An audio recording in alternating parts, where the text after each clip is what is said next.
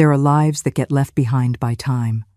For Eleanor, the past 30 years had been just one long, endless day, repeating itself in a house that had become a mausoleum of memory. She had accepted that her story would end in solitude, that her fate was sealed, but sometimes the smallest act has the power to change the course of a destiny. This is the true story of how the kindness of a street kid, on one quiet afternoon, unintentionally reawakened Eleanor's life and revealed a truth that had long been buried. If you are listening from anywhere in the world, please leave a comment and subscribe, because some truths need to be spread, even if they might shake your beliefs. Some stories, no matter how painful, must be told. On the paved streets of Morristown, the afternoon sun seemed more intense than ever, casting its relentless glare over every corner of the city. The air vibrated with the heat, and the few people who still dared to venture out at that hour walked slowly, seeking the shade offered by the narrow, historic brick storefronts. In the midst of that picture, a boy of about 7, named Wyatt, attentively watched the people come and go. His bare feet glided with familiarity over the hot pavement, accustomed to the rigors of the street. He had tangled hair and wore visibly worn-out clothes, an ensemble of earthy tones that seemed to have merged with the dust of the road. Wyatt wasn't there just out of curiosity. This was his world, the daily stage where he sought to survive, one way or another. Suddenly, a dull thud broke the calm. A few yards ahead, an old woman stumbled and fell to the ground. She seemed to have fainted on the spot, as if an invisible force had pushed her. Wyatt ran toward her, driven by a mix of curiosity and concern. The woman, with completely white hair and skin as fragile as paper, lay motionless on the stones. She seemed so vulnerable at that moment that her image almost clashed with the bustling, warm scene of the town square. "Ma'am? Ma'am, are you okay?" Wyatt asked, kneeling beside her and trying to get her attention. But the old woman didn't respond. Her chest rose and fell faintly, in a weak movement, as if life were slipping away. No one else seemed to notice the drama unfolding before their eyes. Some passers-by quickened their pace. Others barely glanced over, avoiding involvement. But Wyatt couldn't walk away. He felt that something tied him to that scene. He looked around, and finding no help, he turned his attention back to the old woman. The boy's expression changed from innocent concern to a determination unusual for someone his age. He leaned in and took her hand, trying to give her some comfort with that simple gesture. His small, dirty fingers gently held the old woman's wrinkled hand, which was still warm. Somehow, Wyatt knew he couldn't abandon her. "I'm going to help you, ma'am. Don't worry," he murmured in a low voice, as if he wanted his words to reach her ears, even while she was unconscious. As he looked at the old woman's serene but weary face, a strange feeling settled in his chest. The image of the fallen woman, alone and vulnerable in the middle of the street, was strangely familiar to him. He too knew that loneliness. He felt it every night spent outdoors, in every evasive glance from adults, in every penny he collected without a friendly voice to call him home. For some reason he couldn't fully grasp, he felt connected to her, as if they both shared the same silent story. You can feel that, can't you? That invisible thread pulling two lonely souls together. Wyatt has no idea, but this one small act of kindness is about to set in motion a chain of events that will unravel a secret decades in the making. Let's stay with them and see where this unlikely connection leads. The afternoon heat was overwhelming, and the shadows grew longer and longer across the street. Wyatt looked toward the horizon, hoping to see a familiar figure appear, someone who could help him lift the old woman, someone who would care enough to stop. But there was no one. The church bells rang in the distance, marking 5 o'clock in the afternoon. The last of the tourists were beginning to leave, and the market that bordered the square was starting to close up. Wyatt understood that he had to do something, and soon. If he left her there, who knew how much time would pass until someone noticed her condition? Without another thought, Wyatt got up and ran to a nearby fountain where he filled a small plastic cup that someone had left behind. Carefully, he returned to the old woman's side, splashing a little water on her face in an attempt to wake her. He wasn't sure if it would work, but it was the only thing he could think of at that moment. "Ma'am, have some water. It'll do you good," the boy insisted, his voice trembling but firm. People continued to pass by, ignoring the scene, but Wyatt was determined not to leave her alone. Wyatt was a street kid. At 7 years old, he had learned to survive in a hostile world, surrounded by the hustle and bustle of the markets and the cold of nights in the open. From a very young age, he had understood that the world was not a friendly place, and that for him, life offered nothing but challenges and mistrust. Between the haggling of vendors and the indifference of passers-by, Wyatt grew up without knowing the warmth of a home or the comfort of a kind word. His days were spent on the corners and squares of Morristown, piecing together fragments of time between hunger and the evasive glances of the people he crossed paths with. Often, his days began before dawn, when the sky was just beginning to be tinged with light and the vendors were setting up their stalls in the central square. He would approach silently, waiting for the right moment to ask for a piece of fruit or bread they couldn't sell. He learned not to bother people too much, to measure his words, and to always look down. On the street, the rule was simple. Don't draw attention and go unnoticed. Once, when he was just 5 years old, he tried to take shelter in a store during a storm that was drenching the streets. The owner, a man with a hard and unfriendly face, threw him out immediately.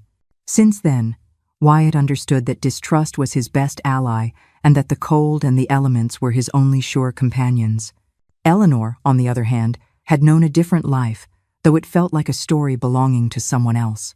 Now, in her late 70s, she was a woman not just marked by tragedy, but hollowed out by it. 30 years ago, a slick road and a flash of headlights had stolen her entire world.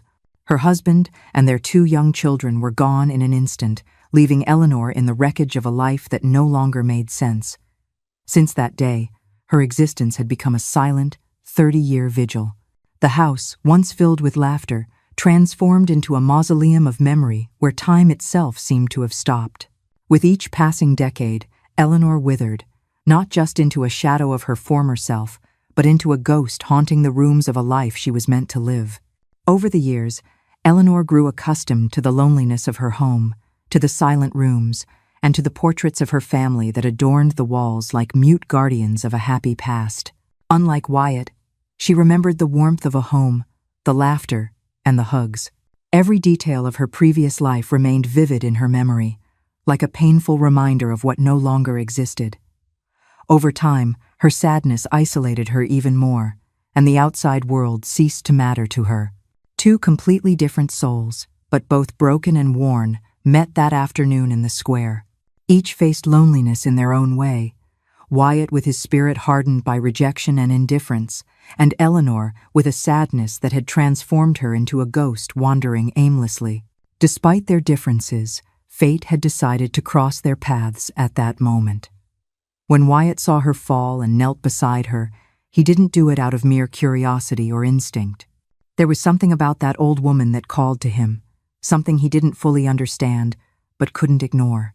Although both were unaware of each other's story, the silence of the square and the heat of the sun on their heads created a space where their solitudes seemed to meet and understand each other.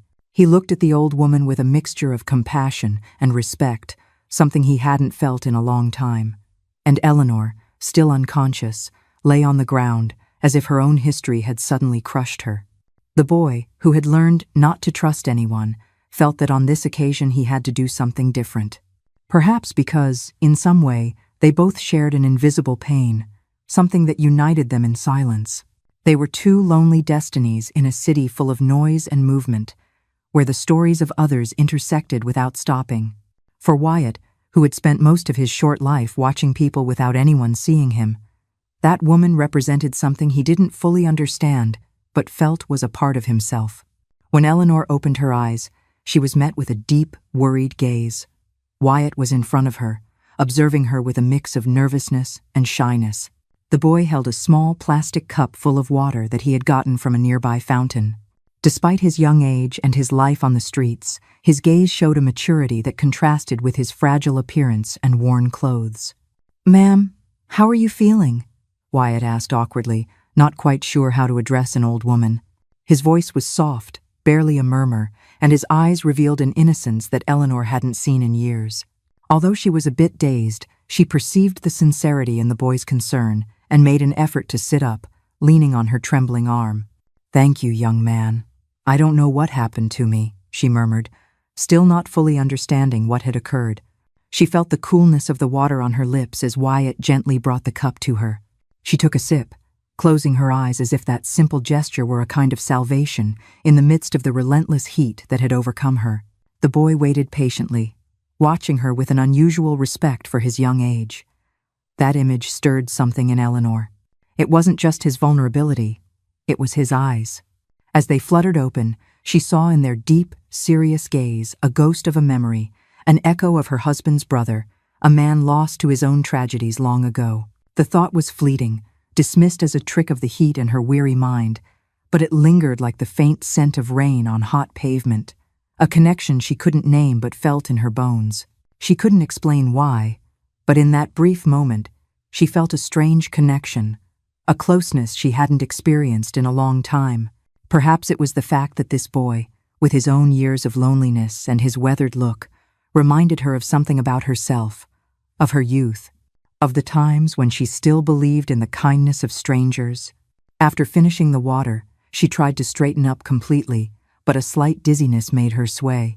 Wyatt, without a word, held her steady, showing an unexpected confidence for a boy his age. "Thank you really, son," she said, reaching into her pocket for some money to reward him. She took out a $1 coin and, with a trembling smile, extended her hand toward Wyatt. "Here, this is for your help." But Wyatt, surprisingly, shook his head. He raised his hands as if rejecting the offer, an expression of discomfort on his face. Eleanor hadn't expected that gesture. It was rare to find someone, especially a child in his situation, who would refuse a reward. She watched the little boy's expression carefully, trying to understand why he had declined her material thanks. Perhaps it was the pride of not feeling like a beggar, or maybe a simple act of disinterested kindness. Whatever the reason, something in that refusal stirred a deep feeling in her, something that was both familiar and disconcerting. "Are you sure, son?" Eleanor insisted gently. "You could buy some food, something to help you." Wyatt just looked at her and then lowered his gaze, saying nothing. He didn't need words to express what he felt. Rejecting the money was his way of preserving his dignity in a life that denied it to him at every turn. And although Eleanor couldn't know his story, that refusal touched a part of her heart that had been dormant for years, buried under layers of sadness and loneliness. Silently, Eleanor put the coin away, feeling a mixture of gratitude and an inexplicable sadness. This unknown boy had awakened in her a hope she thought was lost. A part of her wanted to know him, to know who he was and how he had come to live on the street at such a young age. But at the same time, she feared that any attempt to get closer would scare him away. At that moment, without any more words, they looked at each other as if they understood that this meeting was not accidental. However, Eleanor didn't dare say anything more. Wyatt didn't either. The square was still full of people coming and going, and the sun was beginning to set, leaving a golden light that covered the scene with an almost magical tone. Finally, Eleanor smiled at him gratefully and stood up slowly, feeling Wyatt's hand giving her the last bit of support she needed to stay on her feet. There was something about that boy she couldn't ignore, and although her heart still ached with the weight of loneliness, at that moment it seemed she had found a reason to look around her again. As Wyatt picked up the empty cup and prepared to leave, Eleanor extended a trembling hand and gently touched his shoulder. "Take care, young man, and thank you, really," she murmured, in a voice that could barely contain her emotion. Wyatt just nodded, and with one last look, disappeared into the shadows of the square, leaving Eleanor with a feeling she hadn't experienced in many years, the desire to care for someone else. Eleanor couldn't get the image of Wyatt out of her mind as she walked slowly home. Her mind replayed the moment the boy had refused the money and disappeared into the shadows of the square, leaving her with a mixture of curiosity and sadness. The next day, driven by a restlessness she couldn't understand, she decided to go back to the square in search of the boy.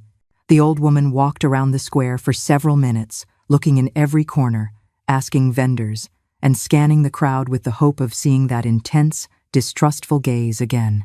Finally, after almost losing hope, She spotted him near a fruit stand, watching from a distance as if trying to avoid being seen. Determined, Eleanor approached, ready to talk to him and offer her help. However, when Wyatt noticed her, a shadow of fear crossed his face, and he immediately started running through the market stalls, moving away from her as if her presence scared him. Eleanor, confused and a little hurt, stopped in her tracks. She didn't want to force him or scare him away even more. She just wanted to know something about him, to understand why that boy seemed so alone, so broken. "Wyatt, wait," she whispered to herself, watching him run away. But he was already far off, his small figure disappearing into the bustle of the market. For the next few afternoons, Eleanor continued to visit the place, hoping to see him again. She watched the people pass by, wondering if any of them might know something about the boy. However, every time Wyatt noticed her, he would run or hide, avoiding her gaze and keeping his distance, as if he feared being caught or hurt. Eleanor's heart pounded with an impulse she didn't quite understand. She wondered why she felt this need to get close to Wyatt, to understand his life, and perhaps offer him a refuge. Maybe it was her loneliness. Maybe an inexplicable connection that had formed between them. But deep down, she also knew that the boy had his own story, his own pain, and she feared that any attempt to help would push him further away. One afternoon, after watching Wyatt slip away between the stalls for the umpteenth time, Eleanor sat on a nearby bench, feeling defeated. She wondered if she was doing the right thing by trying to get close. Maybe, she thought, she was forcing a connection that only existed in her mind. Maybe the boy didn't need anything from her, but something inside her, something deeply rooted in her soul, told her not to give up, that this boy needed something, even if it was just a word of support or a gesture of understanding. Over time, Eleanor understood that Wyatt was like a wild animal, used to living in constant alert, distrusting adults, and not depending on anyone. Life had taught him to flee before accepting a friendly hand, and she was no exception. Determined not to give up, but also not to pressure the boy, Eleanor began to approach the market in a different way. Instead of looking for him directly, she started buying some fruit or bread and would sit on the same bench as always, in a place where Wyatt could see her without feeling threatened. She didn't call him or search for him with her eyes, she simply remained there, waiting, showing her willingness to approach only if he wished. After several days, one afternoon when the sun was less intense and the atmosphere was calmer, Wyatt cautiously approached the bench where Eleanor was sitting. Without a word, he stood at a safe distance, looking at her suspiciously, as if trying to understand why this old woman insisted on seeking him out. Eleanor noticed him but did nothing that might scare him. With slow movements, she took a piece of bread from her bag and left it on the bench next to her, a silent invitation. Wyatt looked at the bread and then at Eleanor, without getting too close. "You don't have to take it if you don't want to," Eleanor murmured softly, almost to herself. She knew that any wrong word could make Wyatt leave again, so she chose to remain silent, respecting the distance he needed. Finally, after a few minutes, Wyatt took a step forward. He approached slowly and took the piece of bread without looking directly at her. Eleanor felt a mixture of relief and sadness as she watched the boy devour the bread quickly, as if afraid someone might snatch it away. With every bite he took, Eleanor understood a little more about the harshness of Wyatt's life. That simple but profound act was the first genuine approach between them. They didn't need words, promises, or grand gestures. The image of Wyatt eating in silence next to her was etched in her heart, and for the first time in many years, Eleanor felt her loneliness begin to fade, at least for a moment. No words were needed. In the language of the lonely and the lost, a shared piece of bread can be a promise. This is the first crack in the wall Wyatt has built around himself, and for Eleanor, it's the first ray of light to pierce her own solitude in 30 years. A fragile trust is beginning to form, but as we continue their story, we'll see that true healing is never quite so simple. Arriving home that afternoon, Eleanor felt the weight of exhaustion in her bones. Each step up the stairs to her front door seemed slower, as if time were stretching out while she mentally replayed the encounter with Wyatt in the square. Although the boy still kept a safe distance and they had exchanged no more than a few words, Eleanor felt a small spark of hope. There was something about him that gave her life a new purpose, something she couldn't fully explain. However, Upon opening her front door, she was greeted by a cold silence that immediately reminded her of her reality. The walls, filled with photographs of her lost family, seemed to watch her in silence, as if reproaching her for seeking comfort in someone outside of that home. The sadness she tried to ignore returned to her chest with greater force. For years, loneliness had become her only constant companion. She walked to the small entryway where she found a letter on the floor near the door, partially hidden in the shadows of the entrance. As she bent down to pick it up, a bad feeling washed over her. She opened the envelope slowly, as if by delaying the reading, she could avoid the bad omen that letter seemed to bring. The printed letters on the paper were cold and formal. It was a notice from the First National Bank, announcing that her house was at risk due to an accumulated debt that she, in her grief and disinterest in the world, had let grow over time. The numbers and legal terms danced before her eyes, blurred by surprise and fear. Eleanor felt as if the entire weight of the house was collapsing on her at once. Her home, the last vestige of her life with her family, was about to disappear. How could I have let this happen? She wondered in a low voice, a lump in her throat and her hands trembling. She remembered the time when her husband and children were still with her, when that house was a refuge full of laughter, and every corner was filled with memories of intertwined lives that now seemed to fade within the walls. That notice was a sentence for her history, a threat to strip her of everything that reminded her of the happy moments. She knew she couldn't face the debt alone, and desperation began to settle in her mind, taking the place of the peace she had felt minutes before. As she stared at the letter, her mind returned to the brief encounter with Wyatt. In him, she had found a sense of connection she thought was extinct in her life, a spark of humanity that had made her feel less alone. The boy's fragile figure and his gaze filled with mistrust now filled her thoughts, and without meaning to, she wondered if that encounter could mean something more in her life. Could it be that this boy is the answer to my loneliness? She wondered in a low voice, with a mixture of confusion and hope. Wyatt not only reminded her of the pain of her own losses, but also the possibility of offering affection to someone else. It was as if fate were offering her a second chance to care for someone, to fill the silences of her house with new life. But how could she help him if she herself was on the verge of losing everything? The irony of the situation made her let out a bitter laugh as she sank into a chair next to the dining room table. She had an overwhelming debt, and any help she could offer Wyatt seemed impossible at that moment. Still, deep in her heart, she couldn't shake the idea that this boy meant more than their chance encounter in the square. It hadn't been a simple accident. She spent the night awake, with the bank letter and the image of Wyatt alternating in her mind. Eleanor tried to organize her thoughts, to devise a solution that would allow her to face the debt and at the same time continue to get closer to the boy. The idea of losing her home pained her deeply, but the prospect of resigning herself to loneliness seemed even more unbearable. At dawn, Eleanor felt exhausted but determined. She knew she had to act, that she couldn't simply accept defeat. It was time to face both the past that had left her trapped in pain and the uncertain future that threatened to take away her last refuge. She put the letter in a drawer, trying to temporarily bury the fear and worry, and left her house with the hope of finding Wyatt again. Determined to find Wyatt, Eleanor headed to the market the next day, long before the heat became unbearable. She walked with firm steps, although inside she carried a mixture of doubt and determination. After a sleepless night, she wasn't sure how she was going to help the boy, nor how she would face her own problems, but something inside her pushed her to continue.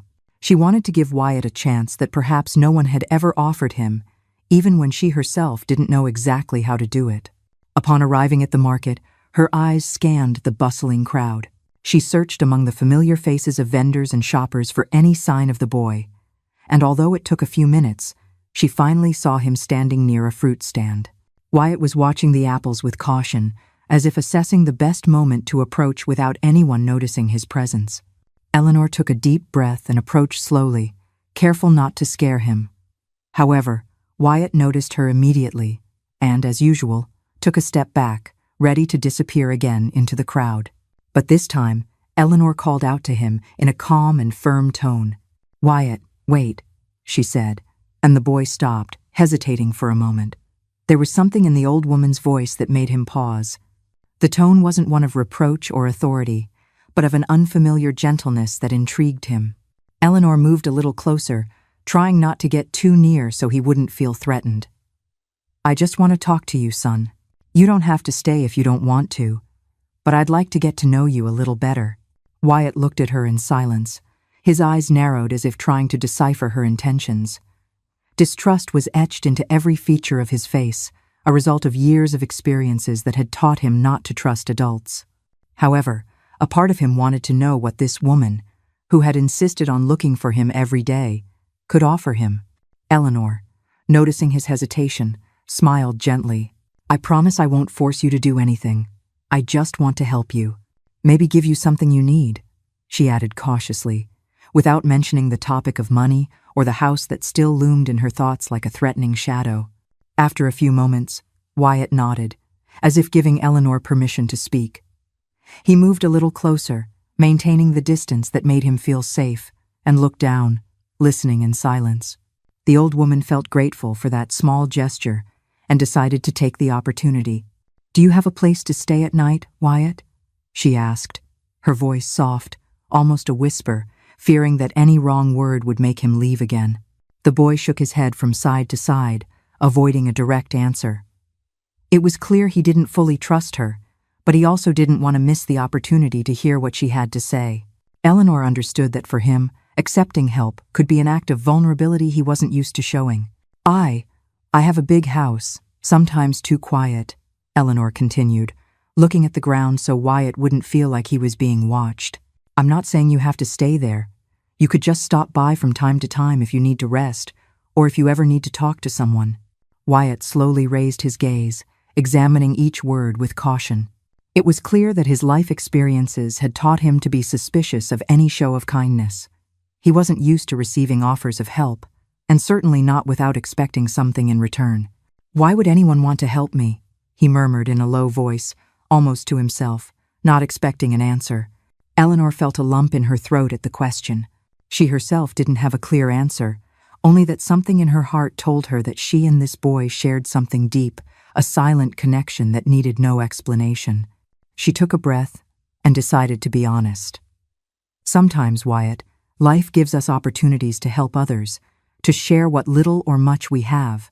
You may not understand it now, but I assure you that sometimes helping someone else is the only way to help yourself," she replied, trying to make her words clear enough for the boy to understand.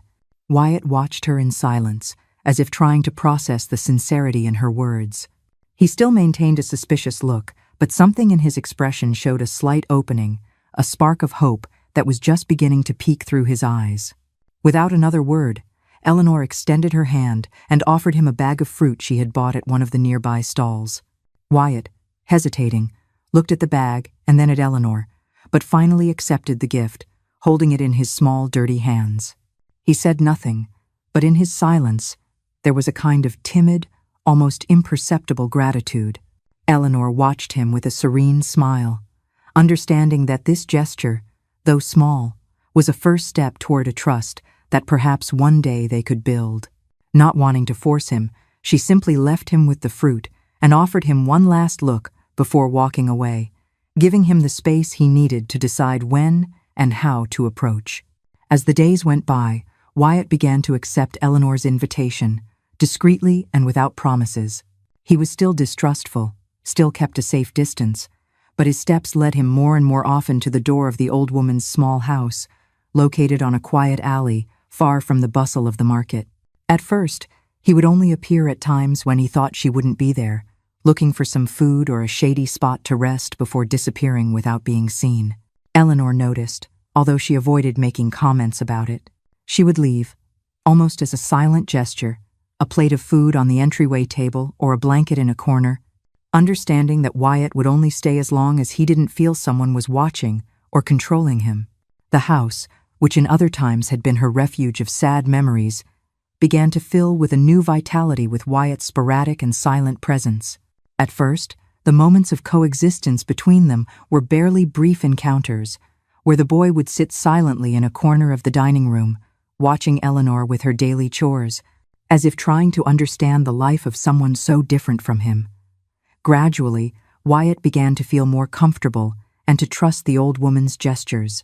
He got used to the warmth of the small kitchen and Eleanor's soft words, who, without rushing him, let him speak whenever he felt the urge. One afternoon, while Wyatt was helping Eleanor water the plants in the small garden, the old woman taught him how to care for a vine that had begun to grow on one of the patio walls. Plants need water, sun, and sometimes a little extra attention to grow healthy, she explained with a serene smile, hoping Wyatt would catch the hidden message. The boy listened to her attentively, as if those words were as new to him as the gentle scent of the flowers that surrounded the patio. That same evening, after helping with small chores, Wyatt dared to ask her a question that had been on his mind since he started visiting. "Why do you live alone, ma'am?" he asked with a mixture of curiosity and respect, avoiding looking at her directly. The question took her by surprise, but Eleanor did not dodge the subject. She took a deep breath and answered with the quiet sincerity that characterized her. "Life sometimes takes away those we love most, Wyatt," she said in a paused tone, almost as if talking to herself. "My children and my husband are no longer here. They were everything to me, but one day they were gone."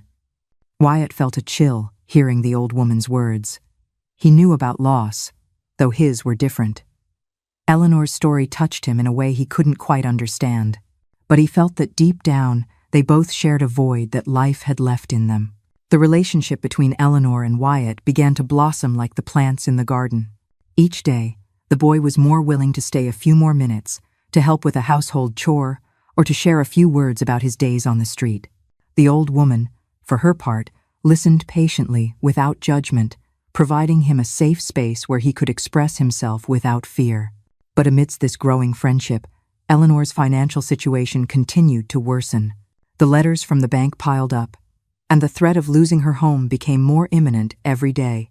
Eleanor tried to hide her worry from Wyatt, but the boy, with his instinct developed on the streets, sensed that something was wrong. He saw Eleanor's lost gaze, the weariness in her gestures, and the shadow of sadness that sometimes appeared in her eyes. One afternoon, as they ate together at the kitchen table, Wyatt looked at her seriously and asked directly, "Is something wrong, ma'am? You seem worried." Eleanor hesitated for a moment but decided not to lie. She knew Wyatt deserved a sincere explanation. "It's complicated, Wyatt. Sometimes older people face problems that seem to have no solution. But I don't want you to worry about it." The boy, not knowing what to say, remained silent, feeling a mixture of helplessness and a desire to help. He had never experienced a stable home, but that small refuge Eleanor offered him was the closest thing to a safe place he had ever known. He feared losing that space, feared that everything would return to the loneliness and helplessness of before. Despite the fears and the uncertainty that surrounded them, Eleanor and Wyatt continued to share those moments in the house, filling it with a new energy that both desperately needed. For Eleanor, Wyatt was like a second chance, a reason to keep going despite the difficulties. And for Wyatt, she represented the warmth and stability he had never had. While the relationship between Eleanor and Wyatt was strengthening, an unexpected shadow was approaching their lives. One afternoon, while Eleanor was looking through the accumulated letters and thinking of ways to solve the debt that threatened to take her home, a man knocked on the door. It was Martin, a distant nephew with whom she barely had contact, but who had heard about Eleanor's situation through acquaintances. Martin was a man of about 40, elegant, and with an affable smile that, however, concealed a deeper interest. Upon seeing him, Eleanor felt a mixture of surprise and distrust. Although he was a relative, they hadn't seen each other in years, and the sudden visit didn't sit well with her. "Aunt Eleanor," Martin exclaimed upon seeing her, extending his arms in a gesture too effusive for someone he hadn't seen in so long. Eleanor accepted the hug with reservation and invited him in, although inside, a silent alarm went off. Seated in the living room, Eleanor served him a coffee, while Martin scanned every corner of the house with his gaze. It was clear he was evaluating the value of each piece of furniture, every detail of the decor. Finally, after a few minutes of superficial chat, the man got to what had really brought him there. "I heard you're going through some financial trouble, Auntie," he began, his tone a mix of condescending and compassionate. "And I know that as family, maybe I could help you, in case you decide to sell the house." Eleanor felt a blow to her stomach upon hearing his words. She knew her situation was critical, but selling the house was the last thing she wanted to do. That place was more than walls and a roof. It was the only refuge she had left, the home where she had lived with her family, where she still felt the presence of her loved ones. And now, it was also the place where Wyatt had found a safe space, a temporary home. "Martin, I don't want to sell the house," she replied firmly, trying to maintain her composure. "I know I have debts, but I'm looking for a way to resolve them without having to part with my home." Martin's face changed slightly. The kind smile turned into an expression of false understanding. "Auntie, I understand it's a tough decision for you, but you have to think about your well-being. This house is big, and for someone your age, it can be a burden. I could offer you a good price, and with that money, you could move to a smaller place where you wouldn't have to worry about debts," I said. Eleanor, though nervous, did not let Martin intimidate her. She knew he wasn't there for her well-being, but because he saw the house as a lucrative investment opportunity. "I appreciate your concern, Martin, but this is my house, and I don't plan on selling it. I appreciate your offer, but I prefer to handle my affairs through other means." Martin, seeing that Eleanor wouldn't budge, changed his tactic and began to pressure her more subtly. "Think about it, Auntie. Debts don't just disappear. And at any moment, the bank could come and take this house without giving you anything in return. It would be a shame if after so many years, you lost everything without getting any benefit." Martin's insistence, increasingly aggressive in its tone, made Eleanor feel anger and frustration building up inside her.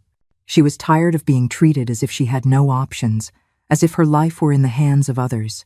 She knew her situation was complicated, but she also knew she had the right to fight for what belonged to her, for what had cost her so much effort to build with her family.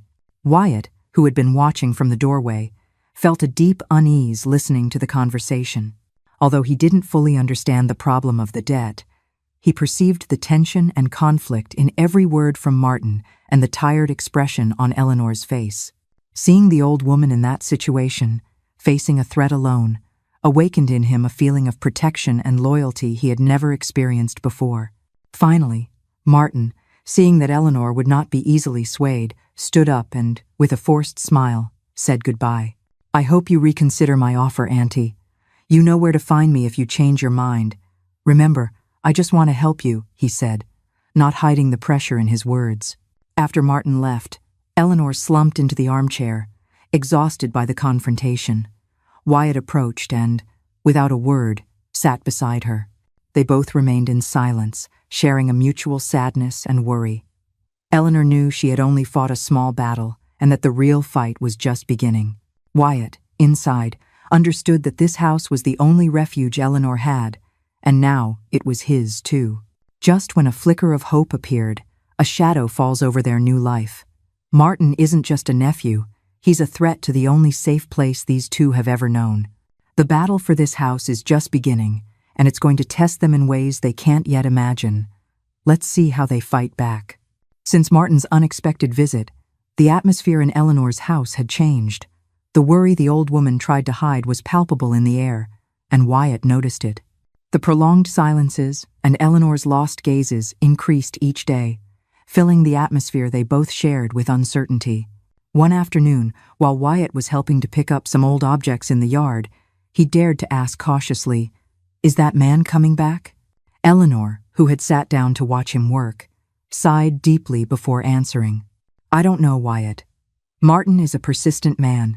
Sometimes people see an opportunity for their own benefit in the difficulties of others," Eleanor explained, trying to find words the boy could understand. Wyatt understood in his own way.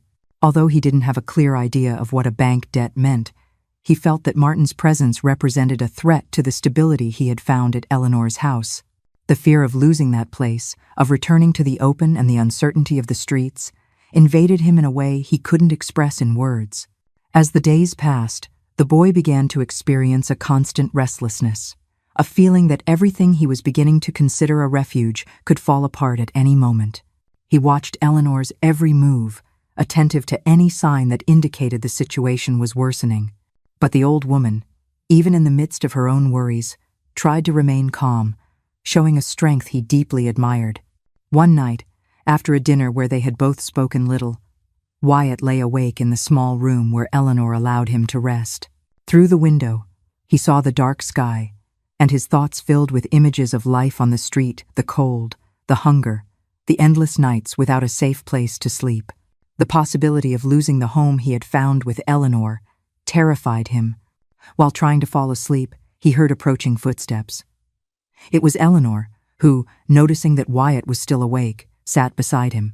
She had noticed the change in the boy, the restlessness that had accompanied him since Martin's arrival, and decided to speak to him with the sincerity that united them. "You don't have to worry about me, Wyatt," Eleanor said in a whisper, trying to calm him. "I know this situation is difficult, but I've been through many things in my life, and this is just one more. I'm not going to let anything or anyone take this house from us so easily." "And we?" Wyatt listened in silence, admiring Eleanor's determination. For him, those words meant more than Eleanor could imagine. Although the fear was still there, something in the old woman's firmness gave him comfort. However, the boy could not ignore reality. He knew that Martin and the bank represented a concrete threat, and that worry remained, no matter how much he tried to calm himself. The next day, while walking through the streets of the square, Wyatt began to think about how he could help Eleanor. He knew his own abilities were limited, and that he lacked the necessary resources, but his survival instinct pushed him to find some solution. He approached some merchants with whom he had established a certain relationship over the years, trying to find out if anyone could guide him or give him some advice. Mr. Hayes, a fruit vendor in the square, noticed the seriousness on Wyatt's face and decided to talk to him. "What's wrong, kiddo? It's not normal to see you so worried," he commented while cleaning some apples with a cloth. Wyatt hesitated, but finally plucked up the courage to talk to him about Eleanor and the possibility of losing her home. He explained in simple words what he had understood about the debt and his fear that Martin would succeed in convincing the old woman to sell the house. Mr. Hayes listened attentively and nodded with understanding. "Look, kid, sometimes in life, you have to fight for what you want, even if it seems impossible. I can't do much, but maybe if she has friends in the neighborhood who support her, the bank won't dare to pressure her so much." Wyatt reflected on those words. He didn't fully understand how people's support could prevent Eleanor from losing the house, but the idea of forming a network of people around her, of having a community, seemed valuable. Perhaps, he thought, if Eleanor felt she wasn't alone in this fight, she could resist with more strength. With a new determination, Wyatt decided he would do everything possible to find people willing to help Eleanor. He wasn't sure how he was going to achieve it, but he was convinced he had to try. Eleanor was sitting in her kitchen, her gaze lost out the window, while holding in her hands one of the many letters from the bank she had received in recent weeks. The worry was reflected in the wrinkles on her face, in her eyes that seemed to have lost the sparkle Wyatt had gradually brought back.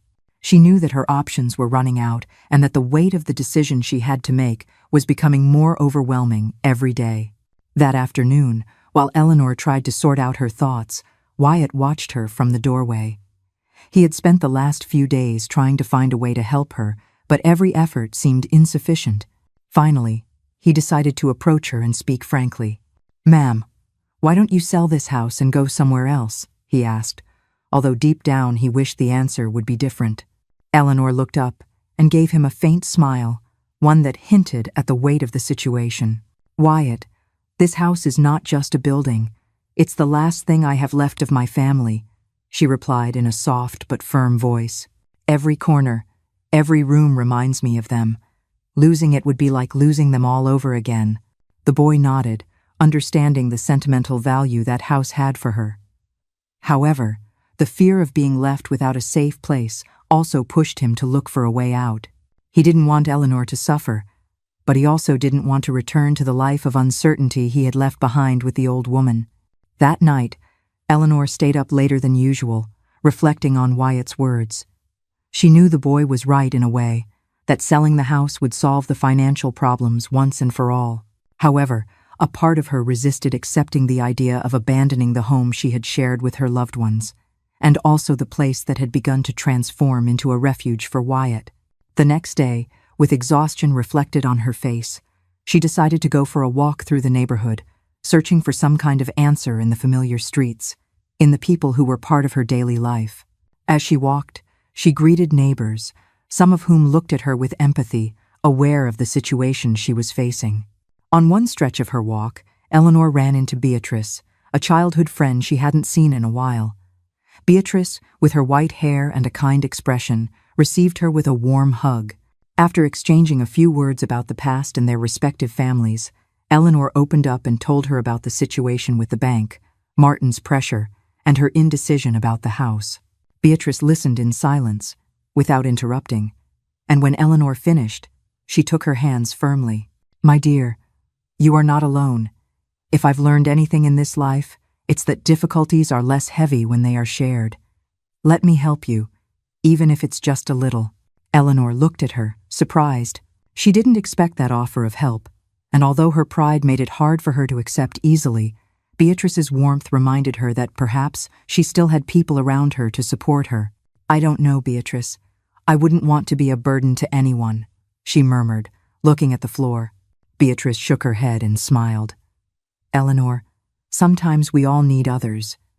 Isn't that the same thing you've done for that boy? The people we love always lend a hand when we need it most.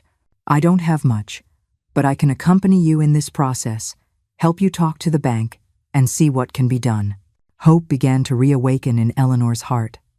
Her friend's gesture gave her unexpected strength, a sense of relief she hadn't experienced in a long time. Perhaps with the support of Beatrice and other neighbors, she could face the situation without having to give in to Martin's pressure or sell her home. Returning home, she felt more encouraged, and seeing Wyatt at the entrance, she smiled at him with a complicity that he didn't fully understand, but that conveyed a peace he hadn't felt in days. The old woman now understood that her fight was not just for herself, but also for him, to offer him a place where he could find security, where he could be a child, at least for a while. "And now what, ma'am?" Wyatt asked, not quite sure how to express the mix of relief and curiosity he felt seeing Eleanor's new energy. "Now we're going to fight together, Wyatt. We're not alone. We have help," she replied with a more genuine smile, one that lit up her face as it hadn't in a long time. They both shared that moment in silence, feeling that despite the difficulties, there was still a hope that gave them strength. The following weeks brought an unusual calm to the lives of Eleanor and Wyatt, but the relief was superficial. Although she now had the support of her friend Beatrice and some neighbors willing to help her as much as they could, the letters from the bank kept coming, and Martin's pressure was not long in coming. The apparent tranquility of the last few days began to fade when Martin reappeared one afternoon with a hard and determined expression. Martin, accustomed to getting what he wanted, was set on convincing Eleanor to sell the house, and his patience was running out. He arrived unannounced, knocking on the door insistently, his face revealing a coldness he hadn't shown on his first visit. Eleanor, who was resting in the living room with Wyatt, stood up slowly, her gaze seeking the boys as if looking for additional strength to face her nephew. Upon opening the door, Eleanor found herself in front of a serious Martin, with no trace of the false kindness he had shown before. He entered without being invited and made himself comfortable in the living room, observing every corner with critical eyes. "Auntie, I thought you would have reflected on my offer by now," Martin began, his tone cold and calculated. "Time is running out, and the bank is not going to wait forever. I think it's time for you to accept my help before this situation gets worse." Eleanor watched him in silence, feeling her anger and desperation grow with each word. She was tired of his insinuations and the condescending tone he used. For a moment, her gaze shifted to Wyatt, who was standing on one side of the living room, his face pale and his eyes fixed on Martin, as if trying to protect Eleanor with his mere presence. "I told you before, Martin, I don't want to sell this house. It's the only thing I have left of my family," Eleanor replied, her voice firm despite the fear she felt deep down. Martin let out a sarcastic laugh and shook his head. "Don't you realize you're being selfish? That house is too much for you, and your sentimental attachment will only bring you problems. I can help you get out of this situation with dignity, but you have to cooperate." The tension in the living room was palpable. Wyatt, seeing the desperation in Eleanor's eyes, took a step forward and spoke, even though his voice trembled. "She doesn't need your help," the boy said with a bravery that surprised even Eleanor. We're going to find a way to pay the debt. We don't need someone to come and take what's hers." Martin looked at Wyatt with a mixture of disbelief and contempt. "And what do you know, you brat? You have no idea what this situation entails. Adult problems aren't solved with empty words." "Oh." But Wyatt didn't back down. Although his body trembled, he stood firm, returning Martin's defiant gaze. It was the first time someone had tried to intimidate him in that way since he had found refuge with Eleanor, and he was not going to let anyone hurt her. He felt that house was as much his as the old woman's, that together they had shared moments and memories that now united them like a family. Eleanor, moved by Wyatt's bravery, placed a hand on his shoulder to calm him. Although she didn't know how she was going to solve her situation, the boy's determination gave her unexpected strength. She turned to Martin, ready to face him with all the dignity she had left. "Martin, I think you've said everything you had to say," she affirmed with a clear voice. "I don't need you to explain what I should do with my life or my home. I ask you to leave and not to try to intimidate me again." Martin, seeing that his words no longer had any effect, pressed his lips together and stood up abruptly, throwing one last threat before leaving the house. "You're making a mistake, Auntie. Remember my words when the bank comes to take everything from you." The door slammed shut, and the silence that remained in the living room felt like a liberation. Eleanor let out a sigh of relief while Wyatt looked at her with concern. She knew that Martin's threat was not empty, that the time to resolve the debt was running out, but Eleanor's firmness in facing the situation brought back a calm she hadn't felt in days. They approached the window, watching as Martin walked away, and Eleanor put an arm around Wyatt, grateful for his unconditional support. They needed no words to express the relief and affection they shared in that moment. And just like that, the boy who the world ignored finds his voice. In that one moment, Wyatt wasn't a street kid anymore. He was a protector. This is more than just a fight for a house. Now it's a fight for family.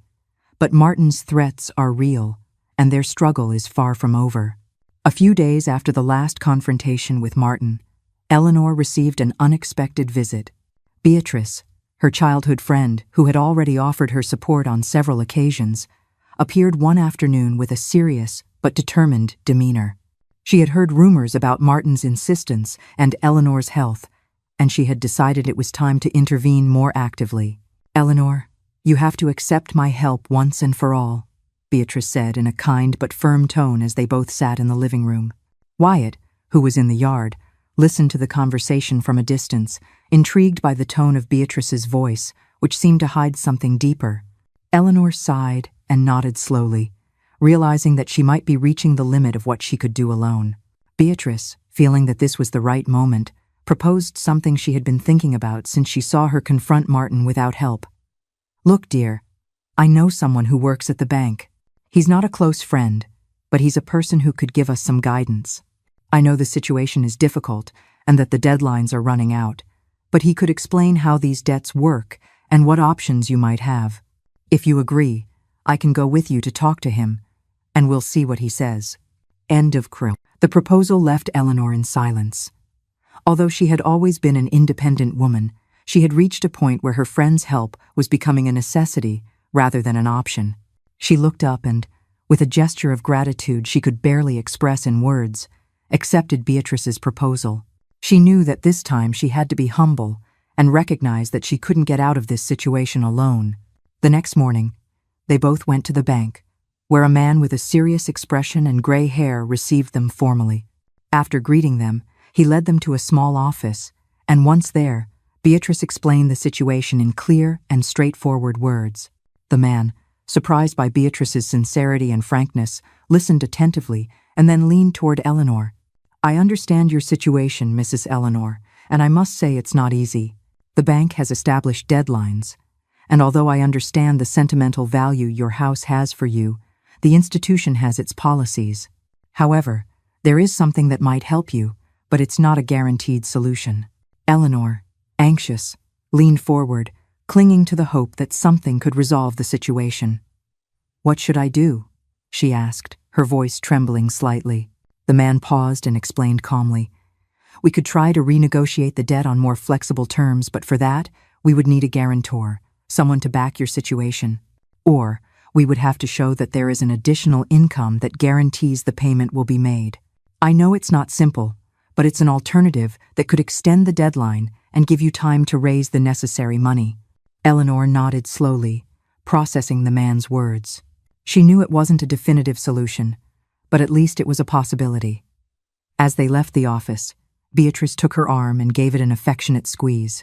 "Dear, we're one step closer. Don't worry, we'll find a way," Beatrice said with the certainty of someone who knows life's twists and turns. Upon returning home, Wyatt was waiting for them with an expectant look.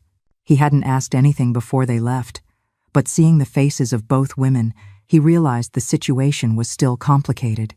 Eleanor, however, knelt to his level and, with a smile that tried to hide her concern, explained the bank's proposal. "It's difficult, Wyatt, but we're trying to find a way not to lose this house. We need the bank to trust that we can pay the debt. Do you understand what that means?" The boy nodded. Although deep down he knew the situation was complex, something beyond what he could do. Still, Eleanor's strength and Beatrice's determination gave him a reason to stay strong. The idea of seeing that home disappear filled him with a deep fear, and at that moment, he decided he had to do whatever he could to protect it. The following days were marked by a series of visits and conversations between Eleanor, Beatrice, and some acquaintances in the neighborhood. The financial situation remained complicated, and every night, Eleanor felt her energy wane. However, the constant support of her friend and the presence of Wyatt in her life gave her the necessary strength to keep going. Beatrice was not only an emotional support but also a reminder of the importance of friendship and mutual help in times of crisis. And Wyatt, who showed himself more committed each day, began to help with small tasks to contribute in any way he could. The sense of community and solidarity, something Eleanor had forgotten after years of loneliness, began to grow again in her life. One morning, when the sun barely lit the paved streets of Morristown, Eleanor and Wyatt were surprised by the visit of a court officer. The presence of that man, dressed in uniform and with a serious expression, filled the atmosphere with tension and silence. Eleanor, who had begun to notice the toll of her worries on her health, felt her body tense up, while Wyatt watched the situation with a mixture of confusion and fear. The officer handed over an envelope with a legal document. It was a formal notification. Martin had requested a judicial review of Eleanor's ability to manage her assets, alleging that her health and emotional state made her incapable of making decisions for herself. That action was a calculated attempt to declare Eleanor unfit and thus strip her of control of the house. The impact of the news was devastating. Eleanor felt the ground disappear from under her feet. In her mind, the image of Martin transformed into a threatening shadow that seemed bent on destroying what little she had left. She couldn't understand how her own nephew had gone to such extremes. In the quiet moments that followed, her gaze fell upon Wyatt. He stood by her side, small but resolute, a fierce protector in a world that had offered him little protection. A strange, powerful feeling washed over her, not just affection, but a deep, instinctual pull, a sense of familiarity that went beyond their chance meeting. It was a bond she couldn't explain, a feeling that she was meant to find this boy, to care for him as if he were her own flesh and blood. The thought prompted a memory, a dusty wooden box her husband had kept, one she hadn't dared to open in years. Suddenly, she felt an urgent need to look inside. Wyatt, by her side, felt a mixture of helplessness and rage. Seeing Eleanor so vulnerable awakened a courage in him that he didn't know he possessed. Eleanor took a deep breath, and after a moment of silence, looked at the officer firmly. "I appreciate you doing your duty, but know that this is my house, and I will not lose it without a fight," she said, although inside she struggled to control the trembling of her hands. The officer, with a compassionate expression, said goodbye in silence, leaving them both at the door with the weight of the legal threat on their shoulders. While Eleanor tried to process the situation, Wyatt felt he couldn't stand by and do nothing. He remembered the words that Mr. Hayes, the fruit seller, had told him in the square. Sometimes the hardest fight was defending those we love, even if it seemed impossible. Determined, he looked at Eleanor and said in a firm voice, "Ma'am, you are not alone. I'm going to face him. I'm not going to let him do this." Eleanor, although surprised by the boy's bravery, knew that confronting Martin was not a simple matter. However, Wyatt's desire to protect her gave her unexpected strength, a spark of hope amidst the uncertainty. Wyatt was not afraid to speak his mind, and that afternoon, without hesitation, he went to the square in search of Mr. Hayes and some neighbors who already knew about Eleanor's situation. He was determined that they should know what Martin was trying to do. Upon arrival, he found Mr. Hayes and Beatrice talking with other merchants from the market. In a clear voice, Wyatt told them the situation, narrating how Martin had taken legal action to take control of the house from Eleanor. His sincerity and the passion in his words managed to capture everyone's attention, and soon the neighbors organized themselves, sharing ideas on how to support her. The next day, Eleanor received an unexpected visit from some neighbors who, although not close friends, came to show their support. Mr. Hayes, Beatrice, and many others were determined to help, willing to serve as witnesses and to attest that Eleanor was perfectly capable of managing her life. That display of solidarity and empathy touched Eleanor's heart in a way she couldn't express with words. Martin, upon learning of the neighbors' unity, tried to intimidate them, but his influence was not enough to make them back down. Eleanor's determination and the community's support began to form an unexpected resistance against his attempts at manipulation. Wyatt, though only a child, became her most fervent defender, challenging Martin every time he showed up at the house and showing a courage that inspired everyone around him.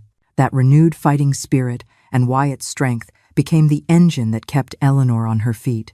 The old woman, though aware that her situation remained complicated, felt that she had regained something fundamental: hope, and the certainty that she was not alone in this battle. The tension in Eleanor and Wyatt's lives reached a new level when, while reviewing some old papers, Eleanor found a yellowed and wrinkled letter that had gone unnoticed for years. The letter was kept in a wooden box that belonged to her husband, a box Eleanor had not touched since his death, as every object inside reminded her of the happy days they shared. But in the midst of desperation and the search for a solution to save her home, she decided to open it. With trembling hands, she unfolded the paper, and as she read, her eyes widened in amazement. The letter revealed a secret her husband had carried to his grave. In his precise handwriting, he wrote of his late brother, the same man whose eyes she had glimpsed in Wyatt's. Her brother-in-law and his wife had died tragically, leaving behind their young son. The letter explained that the boy, named Wyatt, had been sent to live with a distant family, but contact had been lost years ago. Her husband had always carried the guilt of not being able to find him, but it was the final detail that made the world stop spinning. The letter described a unique, crescent-shaped birthmark behind the boy's left ear. Eleanor's breath caught in her throat. She had seen that exact mark just days before when she'd helped Wyatt wash his hair, her fingers tracing it without thought. The ghost of a memory she'd felt in the square was no longer a ghost. It was flesh and blood, standing right in her garden.